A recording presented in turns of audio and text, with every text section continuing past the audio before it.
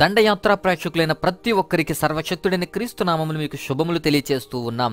అనేకమైన చారిత్రాత్మక అంశాలతో విశ్వాస యోధుల యొక్క జీవిత చరిత్రను వెల్లడిపరుస్తున్నటువంటి ఛానల్ని సబ్స్క్రైబ్ చేసి షేర్ చేయండి. మంచి విషయాలను అందరికీ కూడా తెలియచేయడానికి ప్రయత్నం చేయండి. క్రీస్తు కొరకు పనిచేసే చరిత్రలో నిలిచిపోయినటువంటి అనేకులలో జార్జ్ ముల్లర్ గారు కూడా ఒకరు. ఆయన యొక్క చరిత్రని వీడియోలో తెలుసుకుందాం.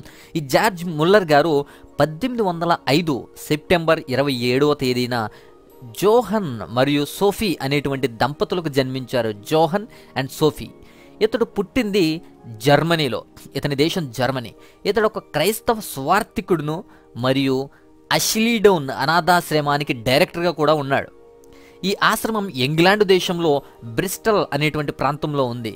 తన జీవిత కాలంలో ముల్లర్ గారు ఆ ఆశ్రమంలోనే 10,024 మంది అనాథలకు ప్రవేశం కల్పించి వారిని పెంచి పెద్ద చేశాడు. తన యొక్క సంరక్షణలో ఉన్న పిల్లలకు విద్యను అందించడంలో జార్జ్ ముల్లర్ గారు చాలా గొప్ప వ్యక్తి. ముందుండేవారు. పేద పిల్లల్ని ఎంతటి ఉన్న స్థాయికి తీసుకువచ్చాడంటే ఇటువంటి విషయంలో కూడా అతనిపై నింద కూడా మోపబడింది. అతడు 117 పాఠశాలను ప్రారంభించి స్థాపించి సుమారు 1,20,000 మంది పిల్లలకు క్రైస్తవ విద్యను అందించాడు. ఈ పిల్లల్లో అనేకులు అనాథలే. క్రీస్తు శకం 1829వ సంవత్సరంలో ముల్లర్ గారికి ఇంగ్లాండ్లో ఉన్న యూదుల మధ్య పనిచేసే అవకాశం దక్కింది. ఈ అవకాశం ఒక క్రైస్తవ సంస్థ ద్వారా అతనికి ఇవ్వబడింది. అదే సంవత్సరం మార్చి 19వ తారీఖున లండన్కు వచ్చి యూదుల మధ్య సేవ చేయడం ప్రారంభించాడు. కొద్ది కాలంలోనే అతడు ఆ సంస్థ నుండి బయటకు రావాల్సి వచ్చింది. తరువాత షెల్టన్ అనేటువంటి ప్రాంతంలో ఉన్న ఎబినెజర్ సంఘంలో పాస్టర్గా సంవత్సరానికి 55 పౌండ్లకు పని కుదుర్చుకున్నాడు. 1830 అక్టోబర్ 7వ తేదీన మేరీగోల్స్ అనేటువంటి వ్యక్తిని వివాహం ఆడిన తర్వాత ఆ జీవితాన్ని కూడా విడిచిపెట్టేశాడు.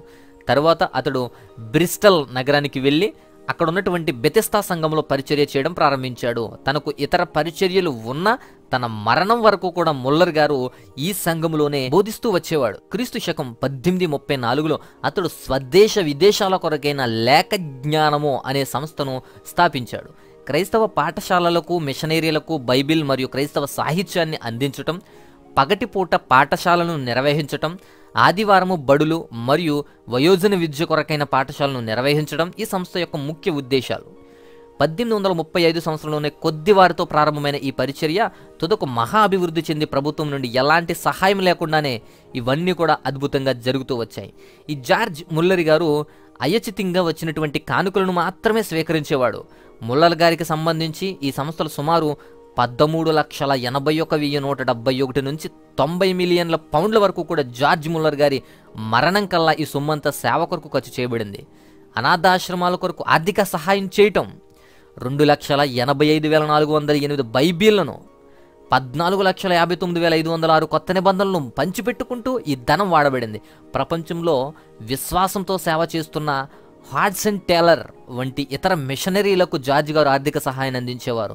ఆ పని ఎప్పటికీ కొనసాగుతూ ఉంది. డబ్బు విషయంలో ముల్లర్ గారు ఎంతో పారదర్శకంగా ఉండేవాడు. దాతలు ఇచ్చిన ప్రతి విరాళాన్ని కూడా పుస్తకంలో వ్రాసి పెడుతూ ఆ విరాళం తనకు అందినట్లుగా రసీదును కూడా అతనికి పంపించేవాడు. ఎప్పటికప్పుడు తాజాగా నివేదికలు సిద్ధం చేసి దాతలకు పంపించేవాడు. ఈ పద్ధతి దాతలకు సంతృప్తికరంగా ఉన్నందున ఆశించిన దానికన్నా ఎక్కువ విరాళాలు వచ్చేవి. ఈ జార్జ్ ముల్లర్ గారు తన చేయి చాచి విరాళాల కొరకు ఏ వ్యక్తిని కూడా అడిగినటువంటి దాఖలు లేవు. తాను ఎవరిని అడగకుండానే వచ్చినటువంటి విరాళాలతోనే ముల్లర్ గారు తమ జీవితాంతము వరకు కూడా సామాజిక మరియు ఆధ్యాత్మికమైనటువంటి సేవను జరిగిస్తూ వచ్చారు. ముల్లర్ గారు తన జీవితంలో అనాథాశ్రమాల కొరకు ఎవరిని డబ్బు అడగలేదు, ఎక్కడ అప్పు చేయలేదు.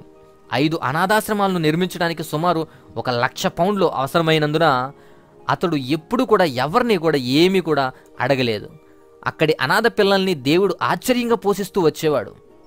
అనేక సందర్భాల్లో పిల్లలు భోజన సమయానికి 2 గంటల ముందు కూడా వంటగదిలో ఏమీ ఉండేది కాదు. ఒకసారి ఏం జరిగిందంటే పిల్లలందరూ ఉదయకాల అల్పాహారానికి కూర్చున్నారు, కానీ వంటగది ఖాళీగా ఉంది.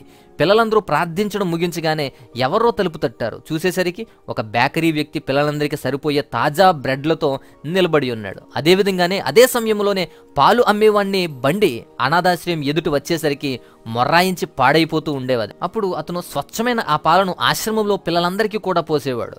ఈ విధంగా దేవుడు జార్జ్ ముల్లర్ గారి ఆర్ఫనేజ్ పరిచర్యను అద్భుతంగా నడిపిస్తూ వచ్చాడు. ఈ జార్జ్ ముల్లర్ గారి యవ్వన దశ అంతా కూడా చెప్పుకోదగ్గది కాదు, కానీ ఇతడు ఒక దొంగ, అబద్ధికుడు మరియు ఒక జోదగాడుగా ఉన్నాడు.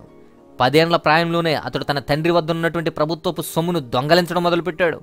అతడు 14 సంవత్సరముల వయసులో ఉన్నప్పుడు ఒకవైపు తల్లి చావు బ్రతుకుల్లో ఉంటే, ఇతడేమో తన స్నేహితులతో కలిసి మందు కొడుతూ మద్యం సేవించి జోదమాడుతూ ఉండేవాడు. అప్పుడు ముల్లర్ గారి తండ్రి అతన్ని ఒక బైబిల్ కాలేజీలో చేర్పించాడు. అక్కడ అతనికి ఒక స్నేహితుడు పరిచయం అయ్యాడు. అతడు ముల్లర్ని బైబిల్ తరగతులకు, చిన్న చిన్న ప్రార్థనా కూడికలకు తీసుకెళ్తూ ఉండేవాడు. అక్కడ మోకరించి దేవునికి ప్రార్థిస్తూ ఉన్న ఒక సహోదరుని చూశాడు. అప్పుడు తనకు కూడా రక్షణ అవసరమని గ్రహించాడు. వెంటనే ఈ జార్జ్ గారు తన ఇంటికి వెళ్ళి పడక గదిలో మోకరించి ప్రార్థించడం మొదలుపెట్టాడు. తన పాపములను క్షమించమని, తనను దీవించమని అతను ప్రార్థనలో వేడుకున్నాడు. వెంటనే మద్యం సేవించడం కానీ, దొంగతనాలు కానీ, అబద్ధాలు చెప్పడం కానీ ఆపేశాడు. తాను కూడా ఒక మిషనరీ అవ్వాలని కోరుకున్నాడు. దగ్గరలో ఉన్న చర్చిలలో క్రమం తప్పకుండా బోధించడం ప్రారంభించాడు. అలాగా ఇతర సంఘాలకు కూడా వెళ్ళటం, అక్కడ కూడా బోధించడం జరుగుతూ వచ్చింది. ఈ జార్జ్ ముల్లర్ గారు ఒక మంచి ప్రార్థనాపరుడని అతని జీవితంలో జరిగిన సంఘటనలను బట్టి నిస్సందేహంగా చెప్పొచ్చు. గంటల కొద్దీ సమయాన్ని ప్రార్థించటలోనూ, బైబిల్ పఠించటలోనూ, దేవుని సన్నిధిలో గడపటానికి కూడా ఉన్నందువలన దేవునితో అతడు విశ్వాసముగా బలపడుతూ వచ్చేవారు. తరువాత అతడు ఒక సంవత్సరానికి 4 సార్లు పూర్తి బైబిల్ని చదవటం అలవాటుగా చేసుకున్నాడు. ఇంగ్లాండులో ఉన్నటువంటి 3వ క్రొత్త అనాథాశ్రమంలో క్రీస్తు శకం 1898లో మార్చి నెల 10వ తారీఖున తన తుది శ్వాసను విడిచిపెట్టాడు.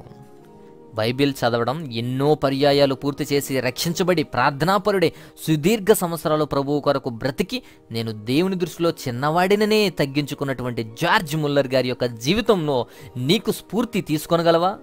అటువంటి స్ఫూర్తి నీకు అనుగ్రహించబడుతుందా?